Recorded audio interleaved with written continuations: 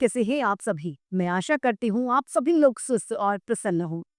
आज हम हमारा पाठ ऊंट और गधा को पढ़ेंगे और समझेंगे। आइए शुरू करते हैं इस पाठ को। ये है पाठ 8, ऊंट और गधा। था गधा और एक था ऊंट।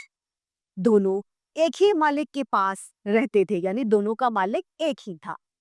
मालिक दोनों पर नमक लाकर गांव से शहर ले जाता था। मालिक क्या करता था? उनसे नमक ढुलाई का कार्य करवाता था।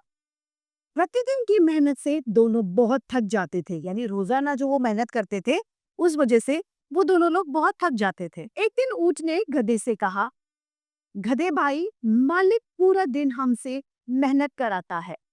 मैं तो बोझा ढोते ढोते यानी भार ढोते ढोते परेशान हो चुका हूँ। चलो मालिक को छोड़कर भाग जाते हैं। गधा तैयार हो जाता है। अगले दिन मालिक ने उनकी पीठ पर नमक लादा और शहर की ओर चल दिया। रास्ते में जब जंगल आया तो ऊंट और गधा दोनों जानबूझकर एक साथ नीचे गिर गए। अब वो जानबूझकर ही अपने आप से ही नीचे जमीन पर गिर जाते हैं। मालिक को गुस्सा आया। वह बोला, अरे आलसी, कामचोर। कामचोर मतलब काम से जी चुराने वाले। चुपचाप उठ जाओ, वरना बहुत मार पड़ेगी।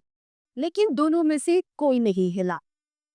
मालिक ने पहले ऊंट पर खूब डंडे बरसाए, लेकिन ऊंट चुपचाप पड़ा रहा।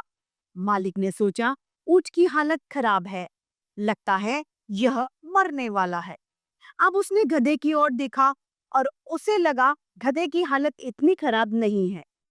उसने गधे को कसकर 3-4 डंडे मारे। गधे ने सोचा, मालिक ने ऊंट को कितना मारा, अगर मैं भी नहीं उठा तो मेरी भी बहुत पिटाई होगी। गधा डर कर झट से खड़ा हो गया। देर हो रही थी। उसने ऊंट का बोझा उतारा और वह भी गधे की पीठ पर लाद दिया, यानी अब गधे को दो गुना भार उठाना पड़ रहा था। अब गधा बेचारा पछता रहा था। वह दोगुने बोझ के कारण मुश्किल से चल पा रहा था। पूरे रास्ते वह ऊंट को कोसता रहा। कोसना यानी बुरा भला कहना। ऊंट की बातों में आकर पहले तो गधे की पिटाई हुई, फिर बोझ भी दुगना उसे उठाना। इस तरीके से ये पाठ समाप्त होता है।